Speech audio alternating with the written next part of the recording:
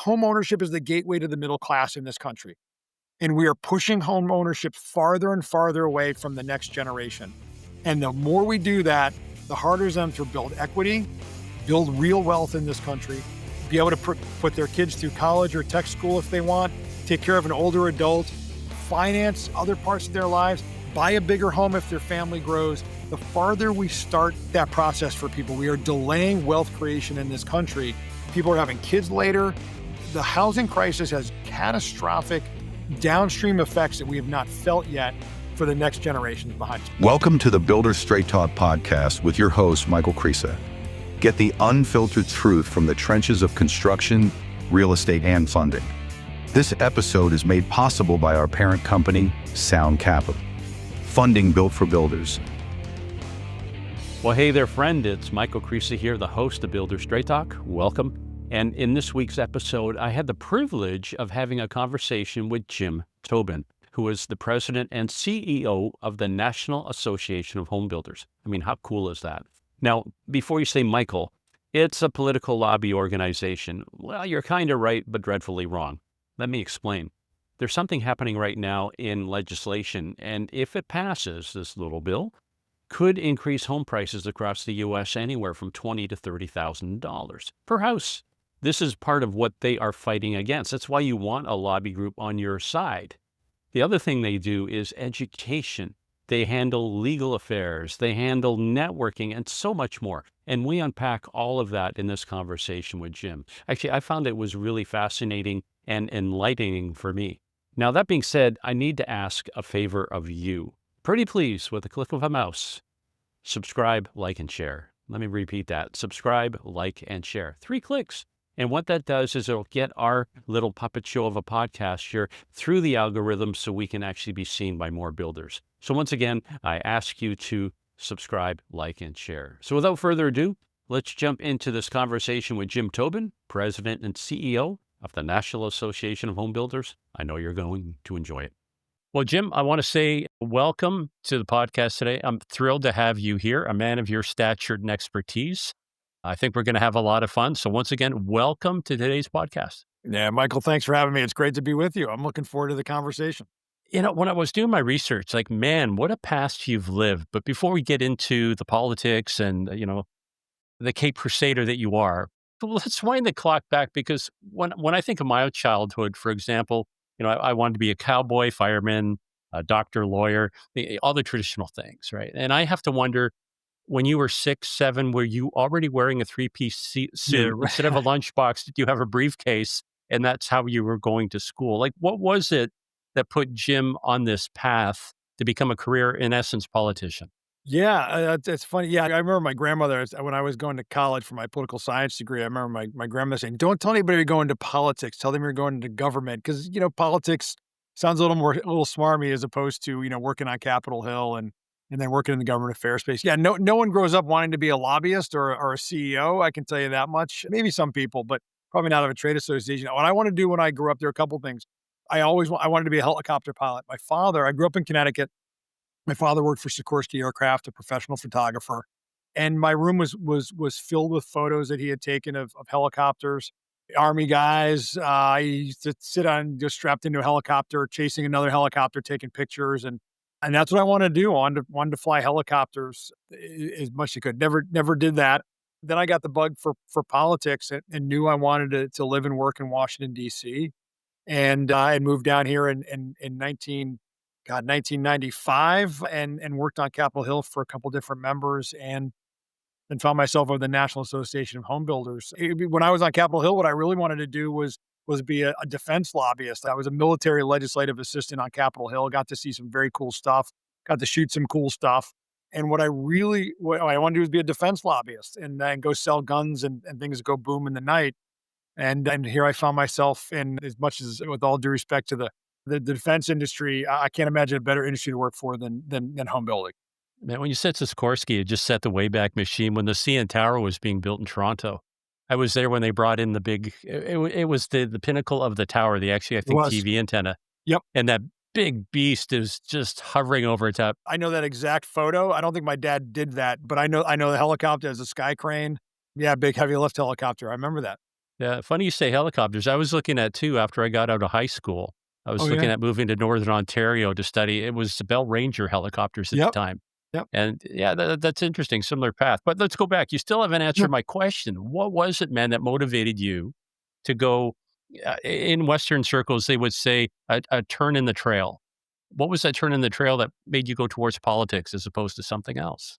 It's the one thing in school that excited me.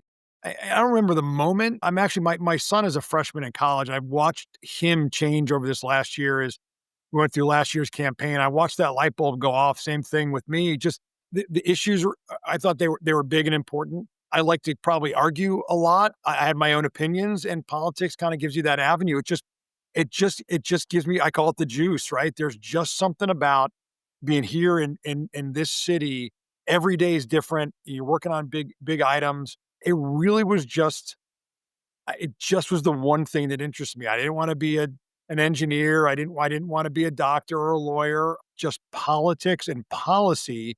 So I separate those, right? You have politics, which is the art of running for office. I look at it and kissing babies and shaking hands. Yeah. And then there's the policy piece, right? There's the nuts and bolts of effectuating policy that helps people, affects their lives, affects businesses.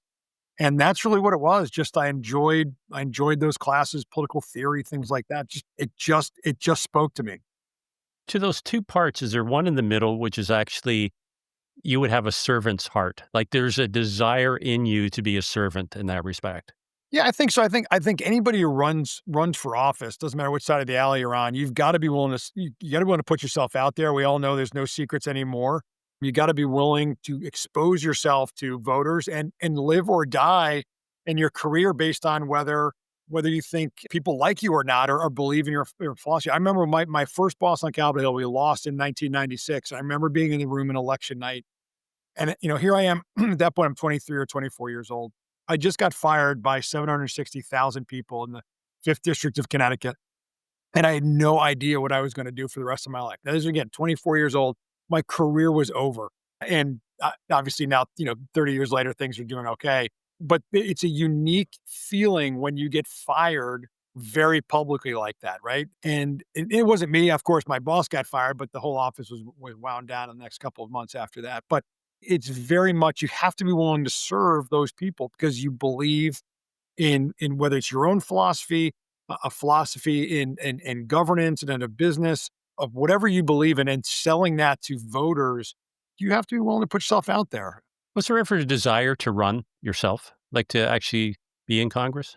Oh, secretly every law it's like every senator believes they wanna run for president. Every lobbyist secretly thinks they can do a better job than the people you're lobbying. So, yeah, privately, but, but I've looked at it, you think practically, it's a lot of work to go back to kind of previous point, which it's a lot of work. Raising money is hard to do, right? Again, you're kissing a lot of babies and shaking a lot of hands. It's time away from your all those things. And I'm a transplant in Northern Virginia, so I think you got to be from where you're from. So, and I have no desire to go back to Connecticut and run from there. I've been gone too long now. But yeah, secretly, you're like, yeah, I'd be a pretty good representative. I think it'd be a lot of fun, but no real desire at this point. Hey, I'd vote for you. It'd be an illegal vote, but I'd vote for you, man, if that Thank you. helps at all. Thank you. Yeah. The polls are in. Michael is it's a landslide. I've gotten Could one be vote. that one vote, man. You never know. It could be that one. That's right. So, of all the places, how did you end up National Association of Home Builders? How did that door open up? Yeah, so my first boss lost in '96, hooked up another member from Northern California. He decided to retire in 1998, and I was like, "I'm tired of looking for a job every 2 years." Now I'm 26 or 28 at that point, I can't remember, and I had a good friend who worked at the National Association of Home Builders, and I would get lobbied on Capitol Hill by the National Association of Home Builders, and so I decided I wanted to leave government service. So I said, "Well, what do you have to establish your name. You're gonna be a lobbyist, you wanna have your own name, but you really need to start with somebody else's name first." Yes, you have sure, people knew who Jim Tobin was, but a very small group of people. So you wanted to go with somebody who's got a big name where you can build your reputation under theirs, then you have your own personal brand. NAHB was one of those places. I personally believe you've got to lobby for it has to be something that speaks to your heart, and I believe, right? You have to align. There's a lot of people around town that are hired guns who will lobby for anybody who writes them a paycheck, and there's nothing wrong with that in my mind. Well, you got to make a living. You're good at that. You're buying. You are selling your contacts on the hill for clients. But for me, I very much believe I got to believe in the mission or believe in the product or believe in making things better. And the National Association of Home Builders had both that. I liked their policies and politics. They were a name that has real cachet in Washington, D.C., and that was going to help me launch my career. If I'm understanding this, and correct me if I'm wrong here, Jim, like step in anytime. At that moment in time, did you see this, like when you said aligning yourself, it'd be like, I'm a race car driver and I want Coca-Cola or Budweiser to be my sponsor, right? So that's what I'm looking for because that name recognition. Were you looking at the association almost like a way to get your name out, as you said, but was that a stepping stone to greater things to come? Like, did you ever think you would be there this long? Yeah, no, DC is a very transient town, number 1. People move in, move out. Some people come, they wanna it's like a lot of people wanna go to Manhattan or Boston or the big cities. They wanna scratch that itch of, "I wanna live in Chicago, I wanna work in fine," whatever it is, and then they move back to their hometown. I know plenty of people like that who came through town. For me, did I think I was gonna be there that long? No, probably because, it's a trade association, just kinda 2 ways to lobby, trade associations or corporations. And you're like, oh, I get a corporate gig. Who knows? I could have been a lobbyist for one of the large home builders or something like that, or product manufacturer. But every time you get the itch to move on, like another opportunity opened up, and I advanced my career first as a kind of line lobbyist, and I became policy oriented. Then I became a vice president and oversaw our lobbying shop. And after 20, it was 25 years at the time, but now 27 years, here I am sitting, now having kind of moved away from that government affairs side, but now thinking about the industry as a whole and thinking about, oversee a staff of 212 very talented people and working with builders day in and day out. No, I never saw myself there. But now that I'm here, I can't imagine working anywhere else. Uh, It's just a lot of fortune, a lot of great mentors along the way, people who guided me and provided me opportunities. So yeah, it's just it's a I tell people all the time, "How long have you been in HB? You're still there?" "Yeah, 27 years." "Oh my god." That is a very long career in Washington, DC in one place. 'Cause it sounds like, when are you gonna get a job, Jim? It's almost like that's a fault. You've been there 20 years. When are you gonna Yeah. get a real Yeah, job, when you are you know? gonna yeah, that's right, and yeah, I've been very fortunate to do I believe, do a great job. Again, great mentors, work with incredibly great people, and no better industry to work for.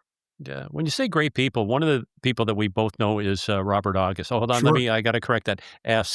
Robert That's right. August, or I'll get a scolding. Yeah. And, the one thing that many things he said about you, that really impresses me that you don't take your position for granted, number 1. So it's not a matter of piety, "I am the president, kiss my ring." Right. But in your mind, you know that you're a representative of the builders, and you actually get out there and you go to all the local chapters to get a feel for what is going on up there. Is that something that turns you on? Do you really enjoy that Yeah. aspect of it? Yeah, you wanna talk about the juice. I probably replaced the juice of Capitol Hill with the juice of the members. And so for me, one of the challenges we have as a federation, right? For your listeners, NHB is organized as a federation of local, state, and then the National Home Building Association. 85 years ago, 5 local home builders associations got together and said, "Hey, we need to have a presence in Washington, DC," and they created the National Association. But by virtue of that, sometimes very much the national association is looked at like, inside the beltway, right? They don't do anything. Policy moves slow. It's broken. I don't like who's in power. That kind of stuff. So we sometimes the national association gets tarred with that broad brush. And so and a lot of times the way we treat our local associations, because membership is done at the local level. Like you join as a home builder, you join at your local association because that's where you're getting your permitting. That's where the codes are affect you.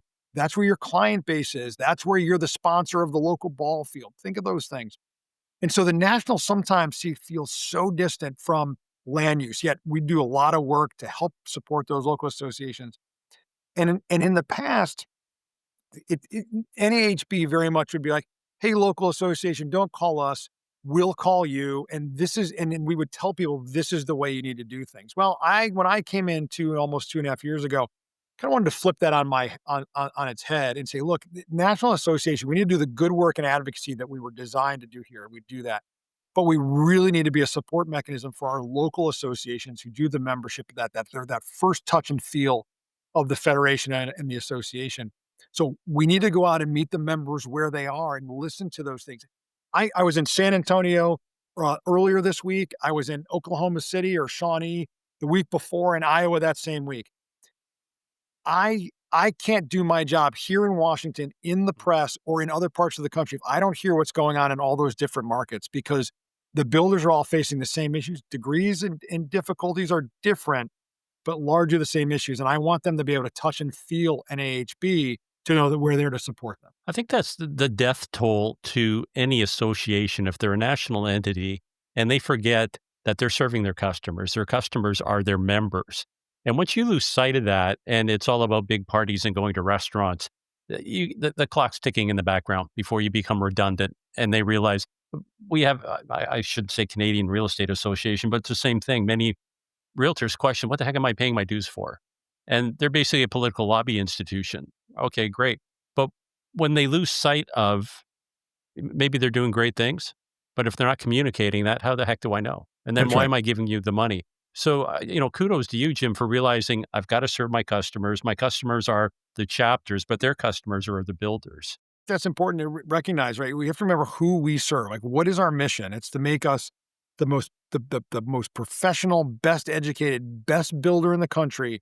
And then those builders go and they build the most affordable housing, both apartments and ownership, and make sure that there's affordable housing opportunities for everyone. That's the mission of NAHB in a nutshell. And so how do we do that? Well, we learn to what we need to make them the best professionals, and then we work on policies and laws that help make housing more affordable. We do that at all three levels of government. So through your travels right now with builders, they're concerned, I call it 3 Ls. You've got labor, lending, and land. Yes. What kind of feedback are you getting for builders right now? What are the things that are keeping them up at night? Yeah, for all three of those. I think broadly the larger economy, maybe the fifth L is larger economy, LE, earlier this spring, traveling all over the country, builders were busy. They're finishing up projects. I had many builders, hey, I'm only working 6 days a week, but they were busy. Over the summer, we really saw, maybe it's a cliff, maybe it's a steep decline, but all of a sudden over the summer, I think you finally saw interest rates bite. I think you finally saw the uncertainty that we've had with tariffs, immigration policy, larger uncertainty. Interest rates did not continue to drop. And so I think you saw over the summer that finally created this kind of constraint that we have in the marketplace now, and even continues here into the early part of the fall. And until that unwinds itself, I think there's going to be this slowdown. Now, that said, I have heard now over the last couple of trips that builders are starting to think about the end of the year and starting to tee themselves up for 2026. So we thought the 2025 building year was going to be flat relative to 2024. It's actually going to be down. We think about 7%. We're hopeful we'll get, we'll see a bump up in 2026, but we need to continue to see mortgage rates fall. In January, mortgage rates were close to, if not a little bit over 7. Right now, they're about 6.25. So they have come down significantly in the last 10 months, but they still have a way to go. We really need to get into the 5% mortgage rates, not 5 itself, but anything with a 5 point anything to really get that market going again. Lending rates are going to come down as the Fed hopefully continues to drop rates, but just uncertainty has been the name of the game for 10 months. But I'm an optimist, and I think we're going to hopefully start accelerating out of this soon. The irony to me is that government, I'm not picking on a government, I'm just saying government, says we need more homes.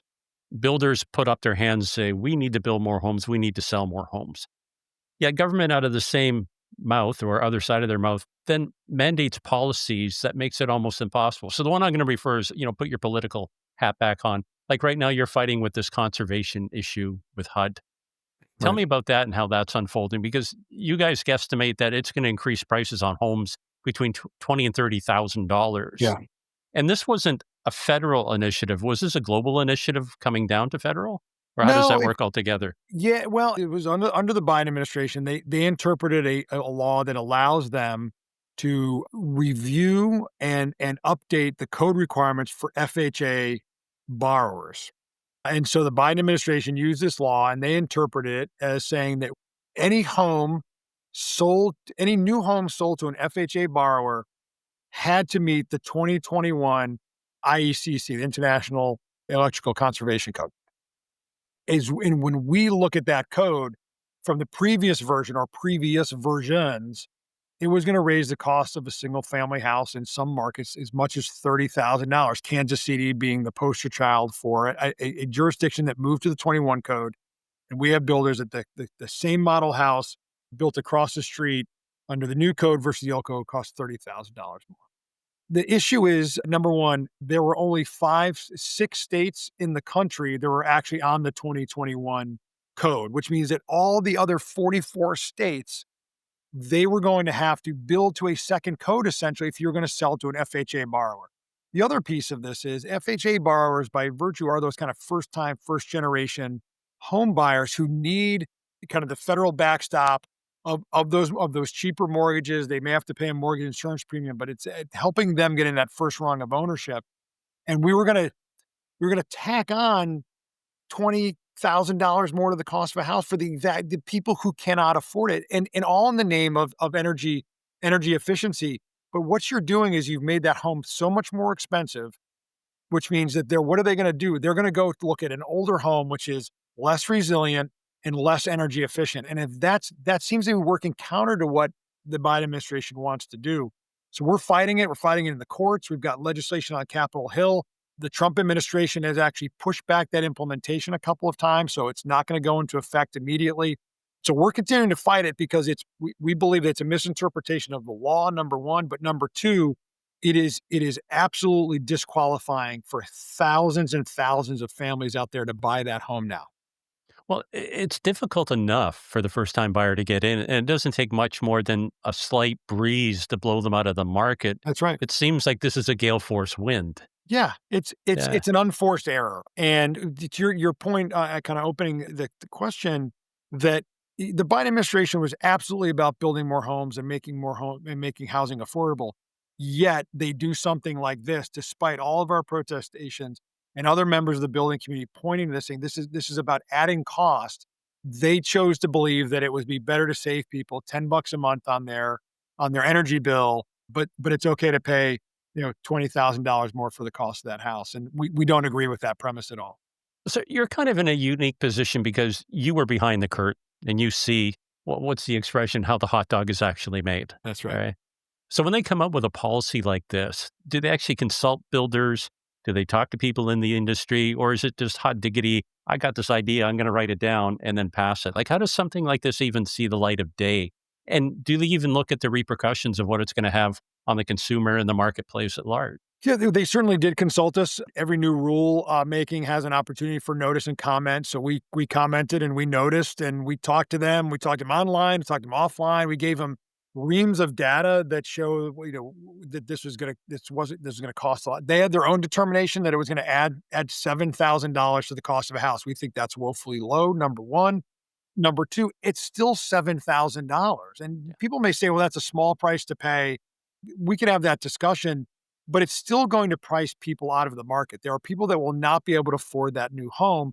And in our research, people really like energy efficient features, but not at the cost of $7,000 or $8,000 or $15,000, right? They're happy to have that, but they would much rather have the opportunity to own a home than have it be perfectly energy efficient or whatever somebody thinks is perfectly energy efficient. And that's the real challenge. But so we present all this and they basically said to us, we don't find your numbers credible. I'm like, well, really? Because we don't find yours credible too. We each point at each other and then they made a determination that this was not an overly due burden on ownership or wasn't going to, A, on the cost, and B, wasn't going to skew ownership away from people.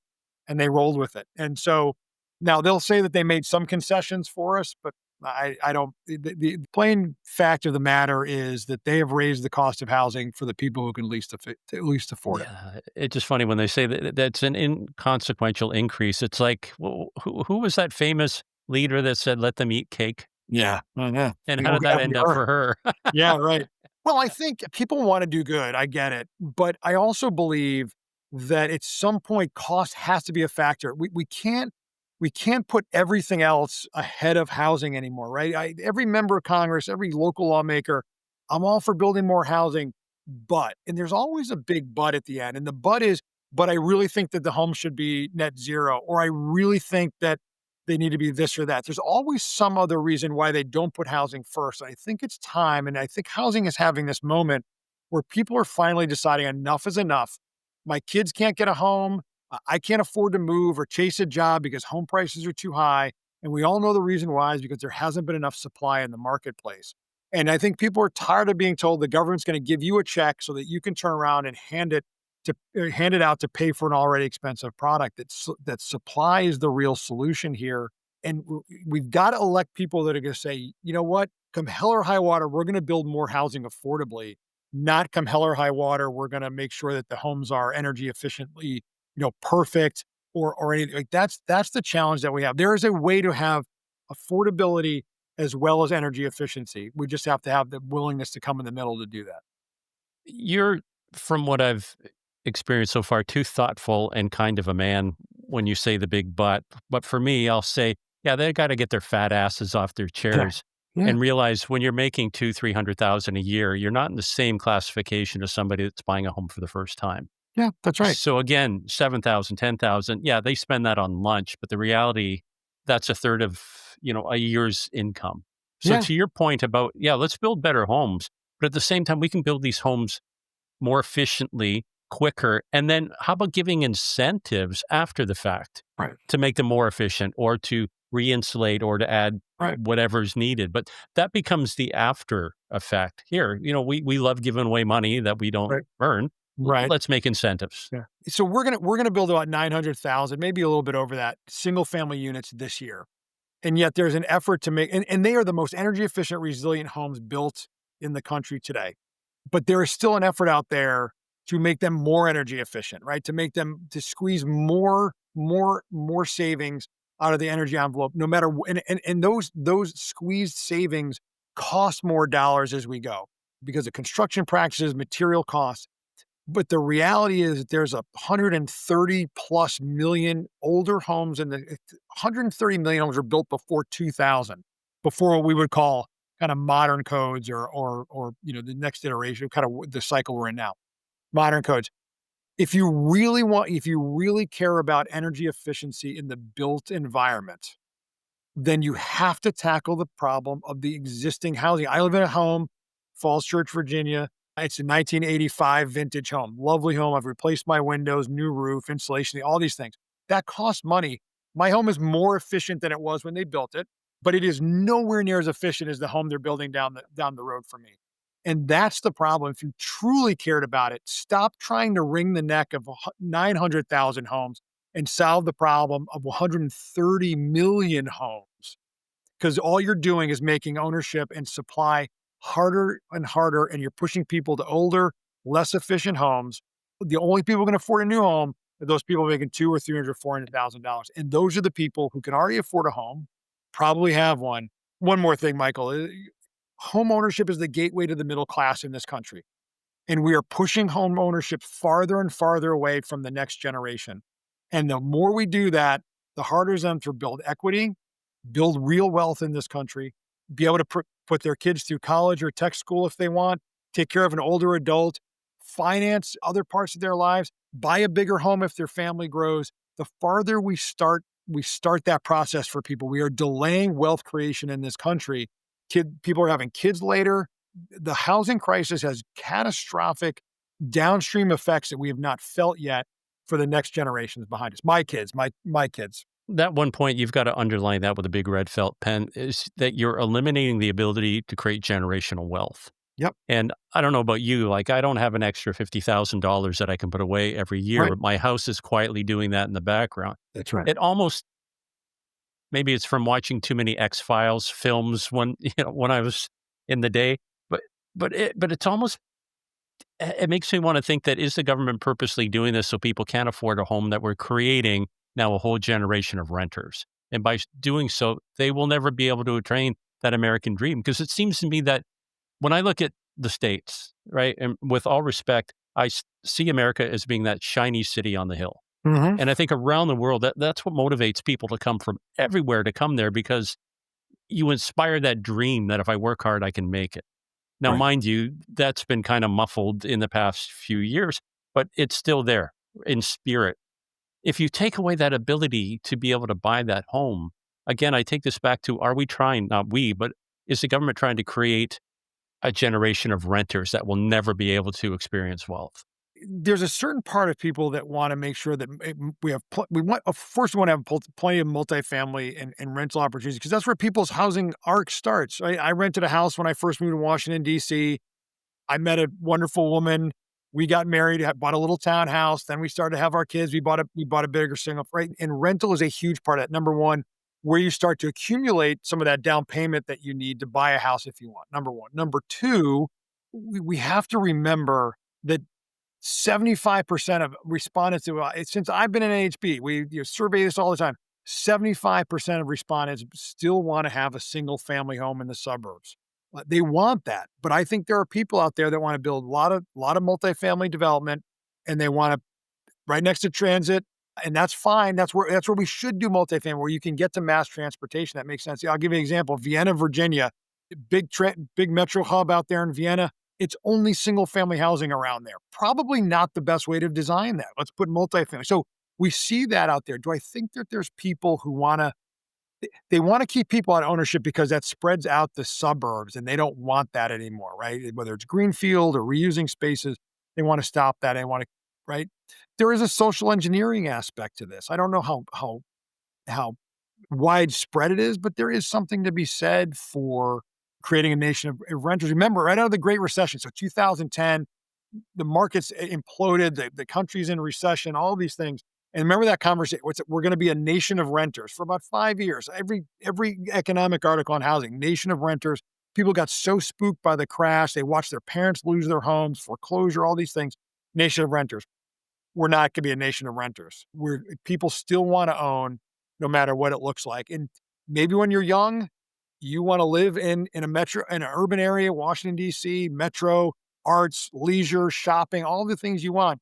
But eventually, as you get older, you decide, "Do I wanna raise my kids here in town, or do you wanna move out to Falls Church, Virginia?" So, it's about where you are in your life cycle, about your preference. And the last thing I'll say about rental too, it's critical because there are just some people out there who should not own homes. And I don't mean that in a pejorative way, but there's some people that it's a lot of responsibility. They don't want there's just some people that are built better for renting. I remember Barney Frank, the chair of the House Financial Services Committee, a Democrat from Massachusetts. Barney Frank sat there. He said, we were in a meeting with him. He said, I am a renter for a reason. I am not responsible enough to own a home. That's why we have to have plenty of rental too, to make sure that we can accommodate those people who ownership is not good for them. Yeah, well, that's a lifestyle choice too. Maybe, It as you is. said, I'm living in the city. I want to be able to party. Everything I do is down here. Yep. Versus as we get longer, well, I can't say longer on top here, Yeah. but I left the city. It's going to be 25 years ago, but I was still part of that demographic that I went to university, got out, got my first job, could afford buying my first. It wasn't a townhome, but it was a condo, the appreciation value just went up, Yep. which afforded me to be able to say, you know what? I don't want to be in the city. Right. And I left 25 years ago, 2 hours north of the major urban center, and affectionately say, I live on the corner of Lost and Nowhere and a train station. Right? And there's no way I would go back. But in today's economic climate, I cannot buy back the house I live in, if that That's makes right. any sense. Yeah, no, that's right. I mean, I've seen what my home is appreciated for, and you're like, this is crazy. Like, why would anybody? I mean, I love my home, but we're because we don't have enough supply, prices are too high. We have to have a mix of housing. Remember, I talk about the first part of NHB's mission is housing opportunities for all. Opportunities for all, which means a mix of housing, right? Whether it's low income housing, so that people on that lower economic tier that they can get into a safe, decent, affordable apartment, build that nest egg. You want to have higher end luxury apartments, market rate. You have to have a mix of housing, that single family, multifamily, and that's what a balanced market and a balanced housing policy looks like. It's like going to a grocery store. There's something there that is affordable to everybody. That's exactly right. Exactly right. And I'm kind of looking at, and again, talk to me like I'm six. You're a man of wisdom and experience. But when I look at this, the question I ask, if government sincerely believes that we need housing, people need to live in houses, and we also know that people that live in houses have to pay taxes, then why do some governments at the state level, the local level, go out of their way to tack on fees that the builder now has to tack on to the consumer to make it that much more harder to build homes that are affordable that people can buy. What am I missing here? It's the double win because you're not gonna raise taxes as much as taxes go up on existing homeowners, but they're also your visitor. I'm sorry, they're also your voters. So if you're a local Mhm. policymaker and you get voted into office and you keep raising people's taxes to pay for schools and firefighters and police and all the infrastructure that we need, right? That's what taxes are for. It's a lot easier to go tax, and that's through impact fees, permitting fees, extractions on new construction because there isn't a voter in that house yet. And they also know that that's the way they can stick it to people in the early days is to raise the cost of new construction because you can't keep squeezing the balloon when it comes to existing homes. I think that's the challenge that we have. And all we're doing, and you said it, the builders, you think you're putting it on builders, new construction, it gets passed along to the consumer ultimately. And next thing you know, you've got a five or six or $700,000 home that only wealthy people can afford. And it's hard. It's hard to have a housing policy that doesn't have those entry points at all levels of the market. I'm going to take it back to the big but again that you're too respectful to say, but I think somebody has to get them off their fat asses, haul them down to a job site, put a hammer in their hand, and see what's actually involved in building a home. Right. And then tell me how many more, levels of interference that you want to put on that. But let's make a lane change here because you and I think we both sense the frustration. Something has to be done, but Right. it just seems like we're stuck in the weeds. From your position, as you said, officially you are president, correct? Yeah. President CEO. Yes, sir. Okay. So you get excited. Has there been a situation when you come in, and part of being a good leader is you can see things with absolute clarity. The fact that you can stand above the weeds and you can see far, far into the horizon.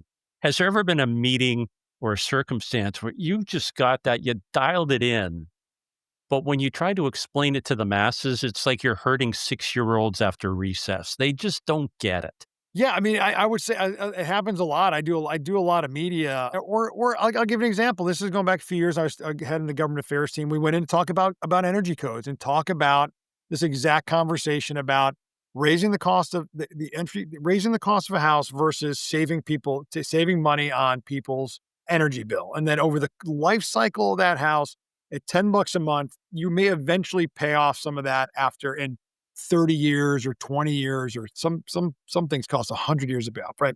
But the average person stays in their home 7 years. And I kept saying, "But why would you raise the cost $10,000 and prevent somebody from getting the house?" Yeah, but they're gonna save money on their monthly bill. And it got to the point where I finally said, "We are just," this was the moment where I said out loud, "We're gonna have to agree to disagree." They were never gonna come over to my side. I was never gonna be that good of a lobbyist. I could convince them and the light bulb was gonna go off.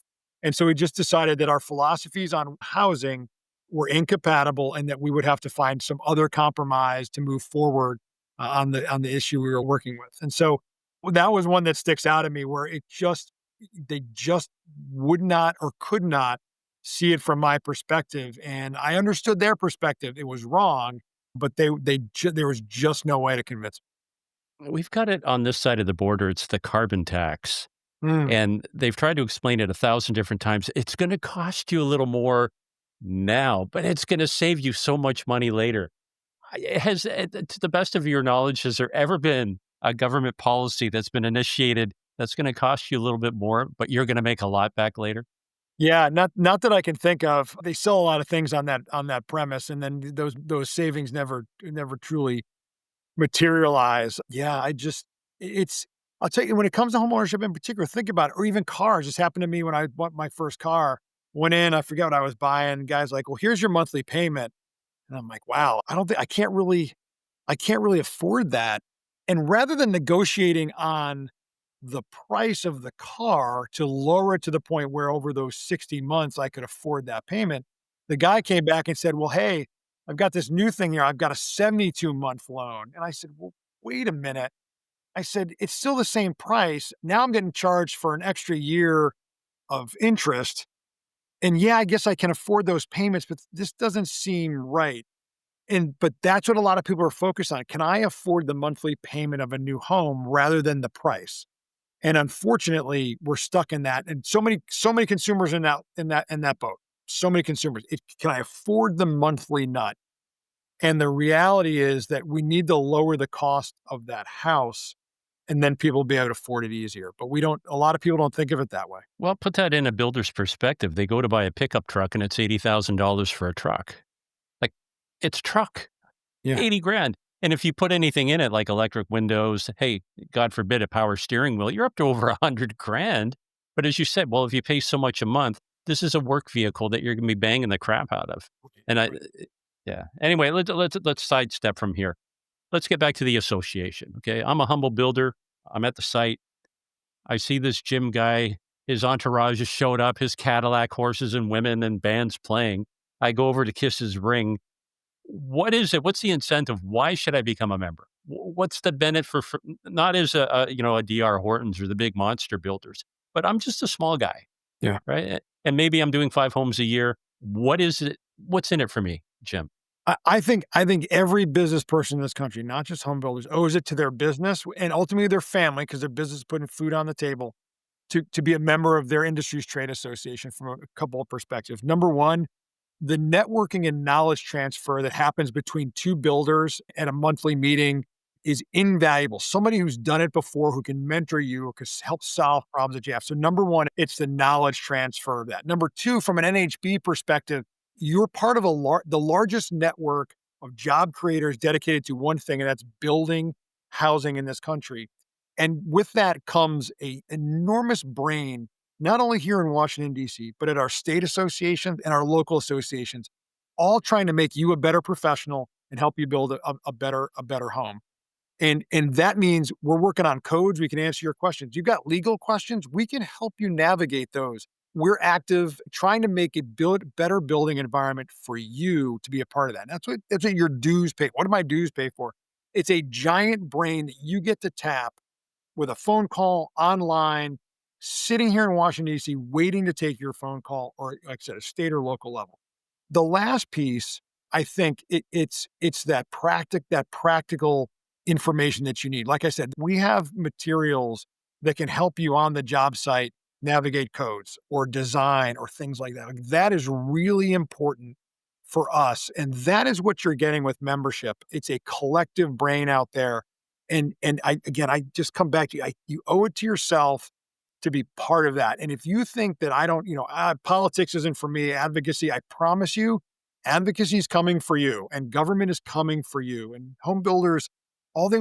I get asked this question all the time on whether it's Capitol Hill or, hey, what's the one thing we could do for the home builders? I'm like, okay, yeah, that's as if there's one thing out there. You talk about lots, labor, and lending, right?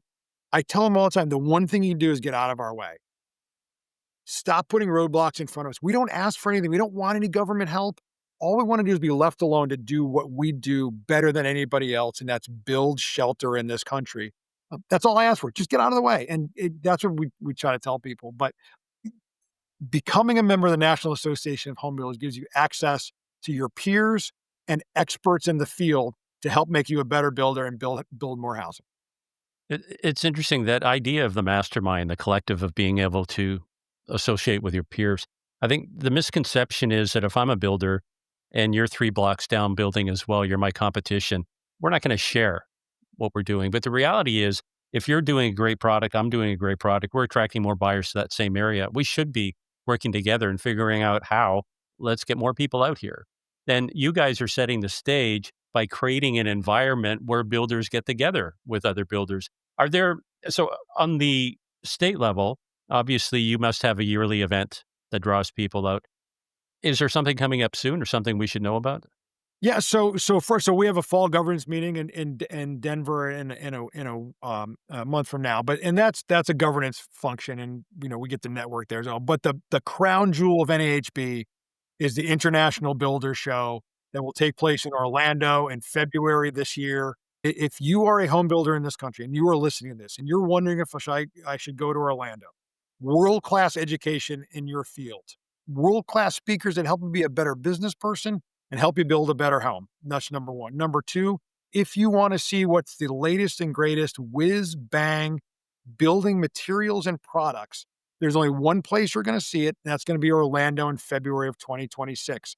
And if you're getting ready to build and you're getting ready you can do your buying at the trade show. You can talk to potential other suppliers. You can, given the tariff environment, given supply chain constraints, you can find somebody else to bring you those materials. That's what it's all about. And you're going to learn. And then there's the networking, right? All the opportunities to have that peer-to-peer conversation with people who, whether they're in your neighborhood or they're across the country, that knowledge transfer. I mean, associations are conveners of professionals, right? If you're looking for the place to do it, it's going to be at the International Builder Show in Orlando or at your local home builders association. If you were a member, find out when their meeting is and go talk to other people. That's the way to do it on that micro level as well. Yeah, I interviewed the folks from Allaire Homes a couple weeks back, and they're taking the lead on. I'm going to fumble the title here, but it's the New American Home Build Yes. Yep. that's happening in Florida. Oh my gosh, man! Yeah. Have you seen this thing? I have. Yeah. So every year we have the New American Home, this aspirational home with all the great, the contributors to the home, some of the great building materials and suppliers in the space bring their greatest inventions into that New American Home. It's one of the great attractions of the International Builder Show. And we actually gonna have we're gonna have the New American remodel this year as well. We're gonna do a remodeled home in Orlando as well. So really a very cool thing to see that kind of like it is. These homes are over the top, right? Aspirational, but that's what homeownership like that's what homeownership is. Homeownership has always been aspirational, right? It's a cornerstone of the American dream that if you work hard with determination and stick-to-itiveness, you can succeed in this country, and homeownership is a cornerstone of that. Yeah, I can't remember the square footage is something ridiculous. I think it's like 10,000 square feet. Right. But what part of the sentence have you never heard before? Florida underground parking lot. So this particular home has an underground parking garage, Yeah. 14 feet high. Yeah. And then you drive your car down because there isn't enough room on the surface, God forbid, to Right. park all your cars. I think Right. it holds 17 cars Yeah, no, underground. it's And then over when the you top. drive down, you don't have the room to turn. So it's actually a carousel. I've So heard, it's yeah. like you remember Batman, the Bat Cave, the Yes, car turns exactly, around? exactly. And then from there, they actually have, I think it was a 3 or 4 story rack Yep. that you put your cars in. I'm going down just to see that, Yeah, man. That in itself. it's so over the top, but again, it's showing what's possible when it comes to design and all the features that can go into a house. And I will say this, the nice thing about this, so I gotta put a plug in for this, the gentleman who's building this home, who's gonna be the owner of this home, his son has autism, Yep. and he has donated every product that goes into it, he is matching the cost of that product. So if our great friends at LG, they're putting in all the electronics in that house, and they would say that the package is, I'll just make up a number, $10,000. He's gonna take 10,000 of his own money and donate to building a subdivision for autistic people to be able to live on their own. So there's a great story behind this year's home. Yeah, I can't remember that. So again, I interviewed the folks from Allaire, and one of them has an autistic son as well. And when you mention LG, what they're actually doing is they go, I think it's a 2-year cycle where their employees trade in all their electronics, so their Mm. phones and everything. And what they're doing is they're teaching, I want to say children, but the autistic adults, they're teaching them how to repair phones and to refurbish Really? them. So part Wow. of the program is LG is donating all these phones. Yep. These guys get trained on how to do it. And then I guess they're selling the phones to Yeah. generate income to put That's back into the facility. yeah, It's yeah, mind boggling how it they're is. pulling the community together to do Yeah. this. Yeah, it's a great story this year. It's gonna be a great show. Yeah. I can ask you it's a question. It's cliche. You already kind of set it up ahead of time. So I have to follow through with it. If you were sitting in your, president's throne and you've got the magic wand, what is, I don't want to say the one thing that you would change, but what would be like the 3-step punch to turn things around that housing actually starts churning out the way it's supposed to? So I think number one is that we have got to get local governments to understand the value from a tax perspective, from a human perspective, of building more homes in order to afford that economic opportunity, that first rung for more people. There's 1 million kids in their home buying ages that are living with parents right now. That's a potential, not a potential million new household formations. Won't be 1 million, but that's what's out there right now. And it's because those kids can't find an apartment or they can't find a house. So I would tell local governments, work with your local home builders to build more housing and bring economic prosperity to your community. Number two, I would say, and that's lawmakers at all levels of government. Number two, I would say the American public, you need to start demanding more housing. I would ask people to stand up for those 1 million kids that are sitting there, or your grandparents, or the fact that you can't chase a job across the country because you can't afford to buy a house. I think you have to demand that as well. And then finally, I really think it's about making sure that we are talking about supply as the solution. It's not about taking taxpayer dollars, handing it out to help people afford an already expensive home. It's how do you support home building and apartment building in this country? And everybody's got to be a part of that. We're ready to go to work. We just need a few more partners. I know you're generous enough that you set me up for that word supply to add the part that you wanted me to add, which is the supply of labor that we need moving forward. So That's right. what is it as an association? Because when I think of this generation of kids that are coming out with worthless degrees that aren't worth the paper they're being put on, because universities, I think, have betrayed them in a way that they've coddled them. They've created, what's the word I'm looking for? Resorts. Like some of the universities have water slides and like everything you can imagine, except actually intellectual professors that are teaching versus indoctrinating. I won't go down that road, but I think you know where I'm going with this. How do we switch from university somewhere you have to be and we downplay the trades? Because the trades were always looked at, well, if you can't do something, that's where we send you. Right. Whereas Right. the truth is, if you master a trade, you're actually being paid as you're learning. You come out of schooling, if you want to call that, Yeah. with your papers, no debt. And Right. now you're actually a functioning member of society. You can buy that first home. Right. You can have your family. And that person with the degree that isn't worth the paper they're probably going to be cleaning your pool. Right. How do we Yeah. put more emphasis? And what are you guys doing as an association to move that forward? Since the 1970s, certainly in the United States, we have put a premium and emphasis on the 4-year college degree if you're going to be successful in this country. That's what we've done. And we've devalued the trades to the point where we woke up 15 years ago and said, oh, wait a minute. We don't have enough skilled tradesmen and tradeswomen to do things in this country and build things in this country. And we're well behind. And I think you're exactly right. You have a lot of people who graduate with degrees that they're not working in their field. They're working at Starbucks. They're looking for jobs somewhere, but and in a tight job market, you have a hard time finding a job. But if you're a skilled tradesman or a tradeswoman with a skill, you're going to find a job. Anybody who's had any work done in their home know how much you are paying for those skilled laborers. And I will borrow this from our one of our past chairmen who says, for so long it was exactly like you say, Michael. Oh, Jimmy can't make it. Jimmy can't make it in college. He's going to go be a plumber. Well, maybe what we need to do is say, hey, Jimmy couldn't make it as a plumber. Yeah, he had to go get a college degree now. That's the mindset we have to change. And it's hearts and minds of students, guidance counselors who are oftentimes reviewed on how many kids they send to 4-year institutions, and more importantly, parents that tell their kids, hey, you don't have to go to college to be successful in this country, that you can go to a trade school, learn a skill trade. And there's an arc to all of this. Learn a trade, get hired, you're making a good buck. After a few years, you're going to say, you know what? I can do this on my own. I can be my own boss. You start your own company. Now you're tomorrow's entrepreneur, and small businesses are the engine of the U.S. economy. Now you're a small businessman or small businesswoman, and you're working your tail off. Now you got so much work, you're going to hire a few more employees. Then you're going to hire a few more crews. And then you're going to be on a bass boat sitting in the middle of the lake. And maybe you come to shore to price a job, but you've got 4 or 5 trucks out on the road doing good work out there. That's the arc of what trades can give you in this country. We've got to do a better job of telling it.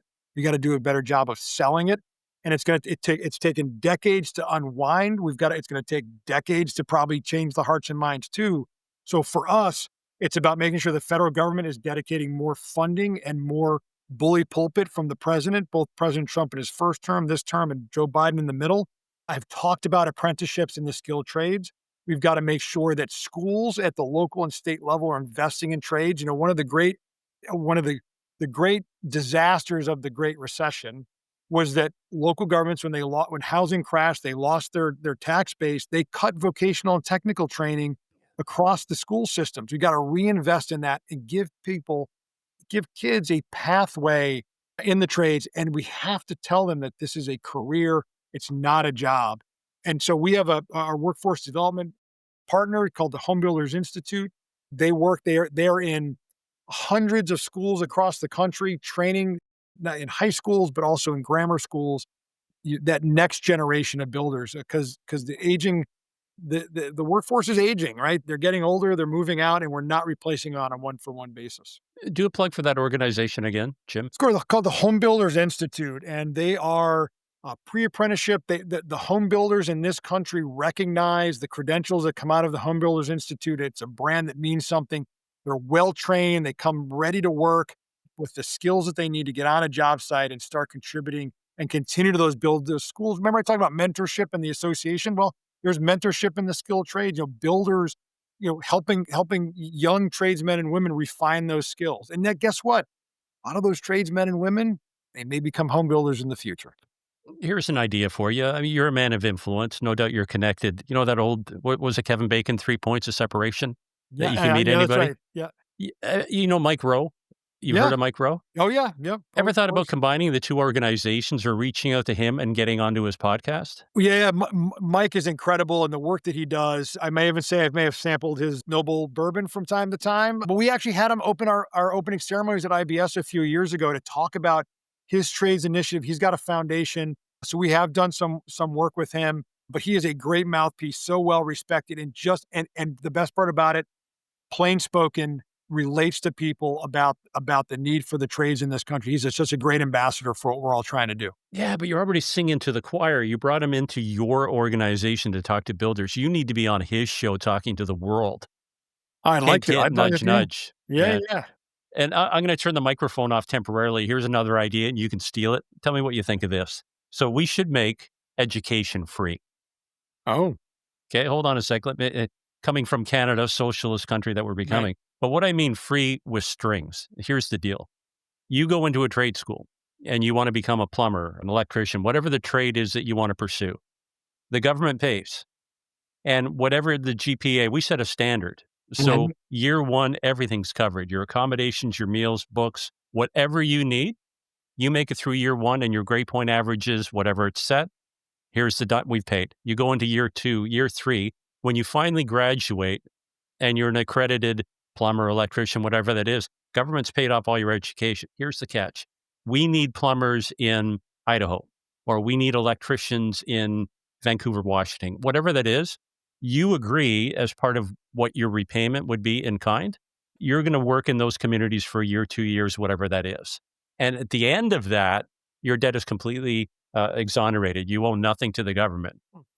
What do you think of It that? it's not unlike what we do for the US military. If you think about it from a college perspective, right? You go to ROTC program, you go to one of the service academies, pay for your education, and you have a commitment on the back end in order to that the one for one there is we'll pay for your education. You owe us some years of service. Many of them turn into careers, of course. But yeah, no, that's an interesting idea. Because then you'd get this generation now that's coming out of high school. They don't know what and I think part of the problem, Jim, is they haven't had the opportunity. Unlike you, you went from, again, wearing your three-piece suit, carrying instead of a lunchbox, a briefcase when you were young. But if somebody had put a hammer in your hand or you had the ability to Yeah. play with tools, it may have been a completely different twist in the trail ahead. Kids don't have that opportunity to get the tactile feel of what it is to be a builder unless Yeah. they have a relative or somebody that brings them onto the site. And when they see the possibilities, and it's that old adage, you don't know what you don't know because you That's don't right. know. Right. Man, I think we could just flip this thing on its head. One of the biggest influences on kids, if they are given an opportunity to do a shop class or something like that, is letting them actually use the tools. Because let's be honest, so you put a saw in your hand, right? I'm the power saw, a drill, any of these things, like there's power in that. And then you work on a project, you build it. And how many, I've been all over this country, and I love touring with builders. Like, let me show you my project, because they love walking down, driving down the street and say, I built that.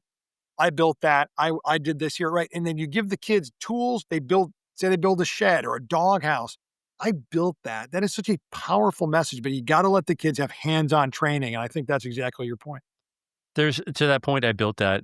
I think I shared this with you before. It's this father and son driving in the car, and the father points to that big skyscraper and he says, "Oh, Sonny Jim, your dad used to work in that." Well, you can't see it from here, but that cubicle on the 30th floor behind the other. Well, anyway, dad used to live up there. Versus the builder that's going down a neighborhood with his son, and you see people on their bicycles and they're having barbecues, and he doesn't even have to say it because the son knows Yep. that his father's been there and he's made the American dream a reality. That's right. That's right. And That's what we those are do. the stories. We got to get those stories out, man. That's right. That's what we do. One before I close up, anything that I've missed that you want to cover, Jim? No, I think we touched on labor. No, I think it's been great. Really, it's been fun. Okay, I've got one for you. Let's Sure. close off with this. Again, with all respect, you've been on talk shows, you've been on podcasts, you're probably on wanted posters, like you've been everywhere. Has there ever been, while you're sitting there being interviewed, a question that you've been dying for somebody to ask you, but they've never asked you that question? What would be that question? Anything. It could be related to the association, personal, whatever it is, but you've been dying to be asked, but no one's asked it. Yeah, boy, that's a good question. One question that I wish people would ask. No, I used to get really exercised on people that basically, when I was full-time lobbyist, the basically reporters would question lobbying, and they think we all walked around with a bag of money, had horns and a tail, and we were buying votes, and it drove me crazy because lobbying in this country and associations and anybody, it's protected by the First Amendment to the Constitution. Like, think about that. This is the freedom of speech and to assemble. That's what we're doing, assemble.